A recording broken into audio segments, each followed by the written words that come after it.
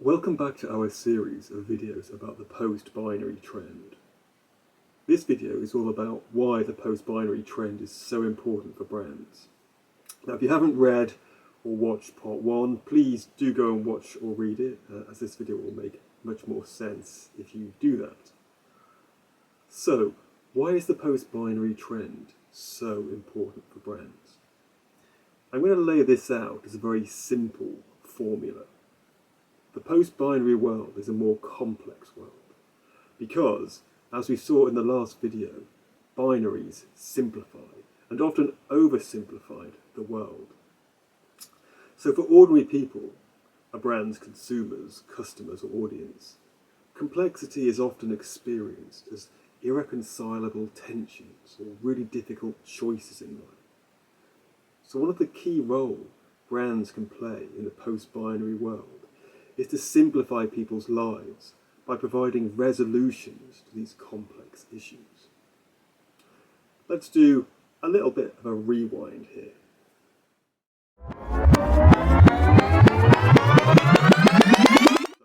Once upon a time, we lived in a world of clear and distinct binaries, as you can see. Man or woman, person or animal, human or technology, culture or nature, and so on.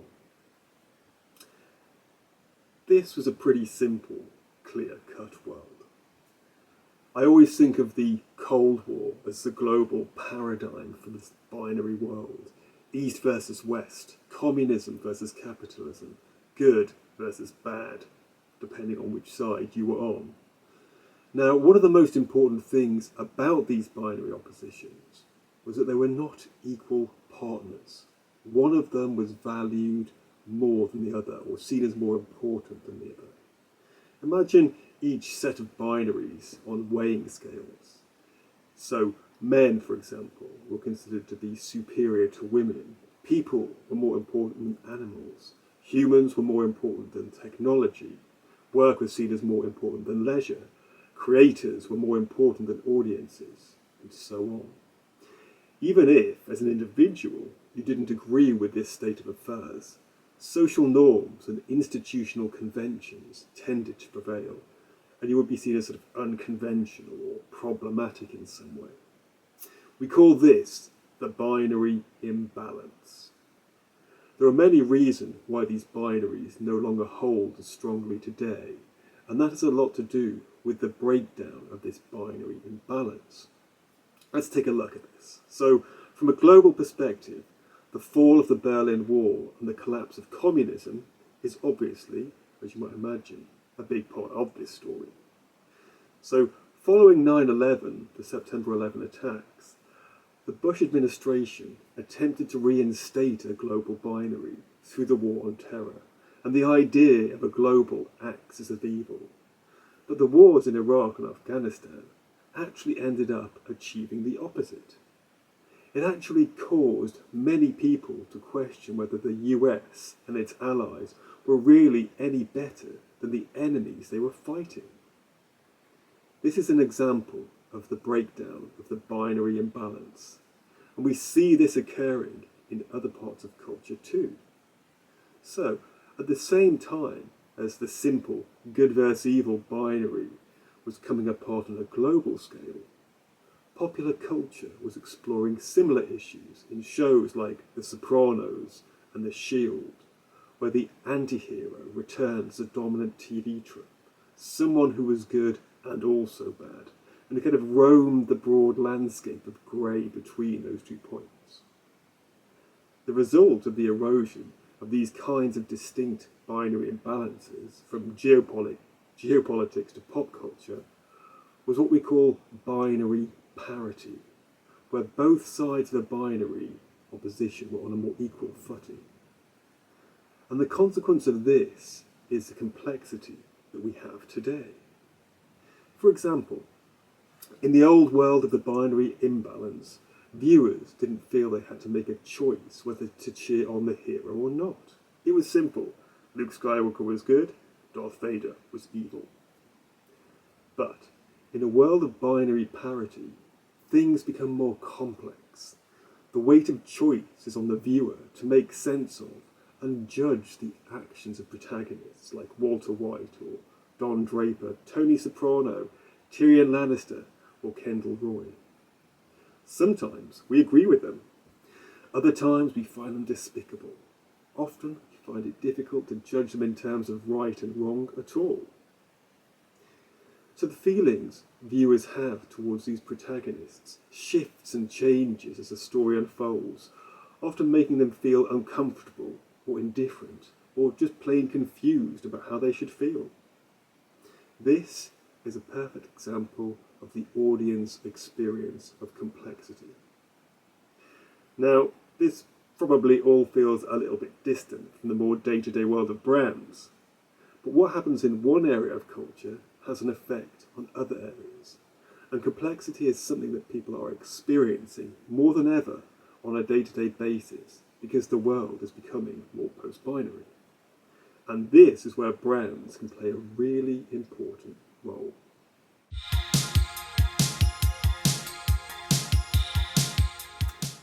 Let's have a look at what a couple of these everyday experiences look like for people. So a few years back, one of the most popular TV shows on Netflix was Tidying Up with Marie Kondo. Marie was a Japanese organising consultant and author who helped popularise the trends for tidying up and decluttering, trends that are still going strong today. In the show, Marie visited people whose homes had become overrun with stuff and helped get them back into some semblance of order. Now, the show's popularity attested to the fact that this was an issue many people could relate to. Our homes can feel cluttered and disorganised, our attics and basements full of forgotten objects and things we're not sure that we really need. But, and this is where things start getting complex, at the same time as feeling overwhelmed by our possessions, we also feel a strong compulsion to keep them. It often requires real effort and emotional toil to get rid of our possessions, and even worse, we also feel the need to buy more. So Tidying Up with Marie Kondo tapped into a classic binary opposition. Materialism on the one hand versus restraint on the other. Now, in the old binary world, however, there was of course a binary imbalance. We proudly identified as consumers, buying the newest tech or the latest fashions, chucking out the old, buying a bigger home to put more of our stuff in, buying more cars, more sports equipment, more of whatever we could get our hands on. Materialism was the norm. Now, in a more post-binary world, it's much less clear-cut, as Tidying Up with Marie Kondo shows. There is now a binary parity between materialism and restraint. Multiple trends push against buying and possessing stuff. The environmental impact is the most significant, but there is also a desire for the psychological benefits of calmer, more minimalistic homes that are often inspired by the images of the beautiful interiors that flood our social media feeds. But, importantly, we still feel strongly attached to stuff. And even more importantly, buying things is an important part of who we are, how we express ourselves, and how we make relationships with other people. It's not just buying stuff for the sake of buying stuff, at least for most of the time. So, as Tidying Up with Marie Kondo shows, people feel they're being pulled in different directions at the same time, and there isn't a clear right answer or choice. It doesn't feel like a compromise too far. An example that we're probably even more familiar with is the role of technology in the post-binary world. With the traditional binary imbalance, we put humans above technology, unless of course you were one of the most devout of technologists. But now we live in a world where as much as we value the human, technology has become an irreplaceable part of our lives, and it's increasingly seen as something capable of replacing humans in a growing range of sectors. But at the everyday level, it is in the form of our smartphones that binary parity is most apparent. A recent global anthropological study has shown that smartphones have become more than just our most intimate possessions. For many people, they contain essential elements of our lives. It is not too much of a stretch to think of them as kind of like our digital souls. But at the same time, we also feel they are detrimental to us. They distract us. They can make us feel bad. Strangers can contact us through them. They cause us to ignore, resent, or even fall out with friends and family. We can't live with them, and we can't live without them. And we're caught in the middle of this cultural dilemma. And this is a classic example of complexity born out of binary parity. People have created inventive strategies in order to find alternatives to giving into them or giving up on them. We download apps onto them that limit our use of them. We try going cold turkey, or we adapt them to our own social lives through forms of social distancing and intimacy. But whatever the choices people make, they are not easy. And this is a fundamental issue in the post-binary world. People are desperately looking for ways to make their lives simpler. And this is one of the key areas where brands play an important role.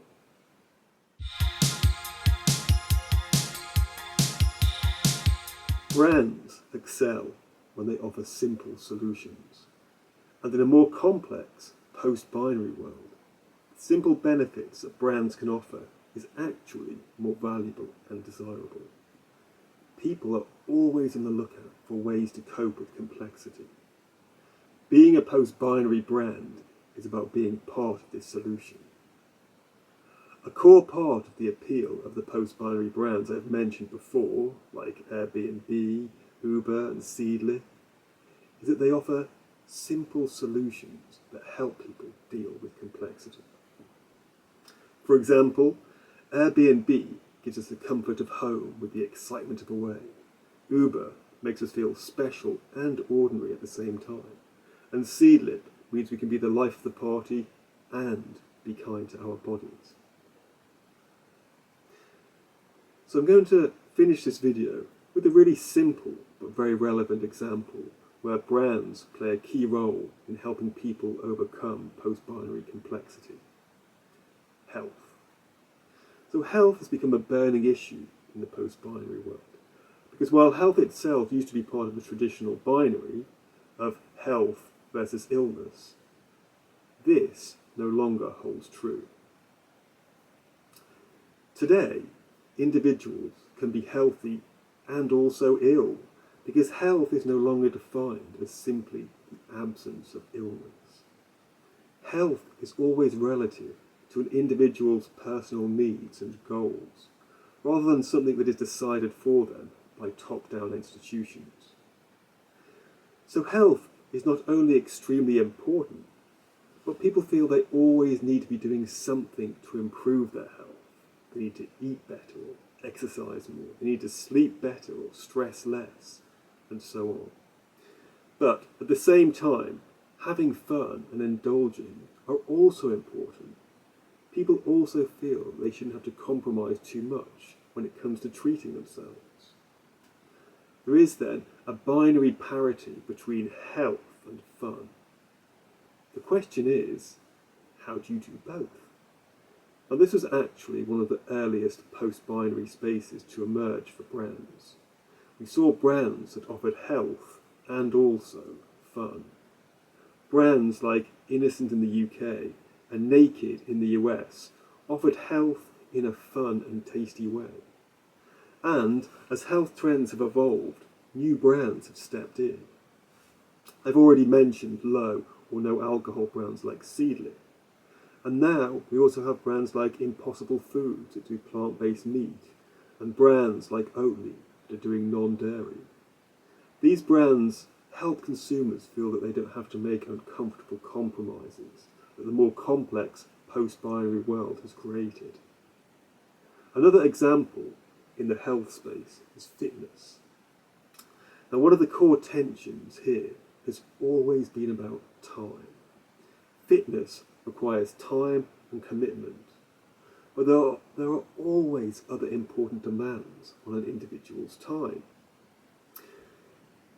In the world of old-fashioned binary imbalances, chores and other tasks were more important than fitness. But as health has grown in importance, people face the problem of binary parity between these two elements. Fitness often becomes a question of either or. Do I use my time to improve my fitness, or do I use it to do some other equally pressing activity? This is another example of where brands have stepped in to resolve the tension. For example, Peloton has shown that you can save time and focus on your fitness by escaping the time wasted going through the ritual of going to the gym. And an even more cost-efficient example is Joe Wicks, who has demonstrated that all you need to do to keep fit is 15 to 20 minutes and enough space in your lounge to do a burpee. So, in a more complex post-binary world, people's lives are characterised by countless, often soul-destroying tensions, and life is a constant quest for solutions to these issues. Being a post-binary brand in a more complex world immediately adds value because it helps people resolve tensions, manage complexity, and fundamentally simplify their lives. And another important point is that in a world of binary parity, a brand that offers resolutions can actually meet two significant needs at the same time. So, as a consumer, the experience value of a brand that does this is much higher than those that only meet a single need. This brings us to the end of the Why the Post-Binary Trend is Important for Brands video. In the next stage, we'll move on to the How to Do It stage, where we'll be looking at a simple approach for evolving a brand into a post-binary brand. Thanks again for watching, and see you in the next video.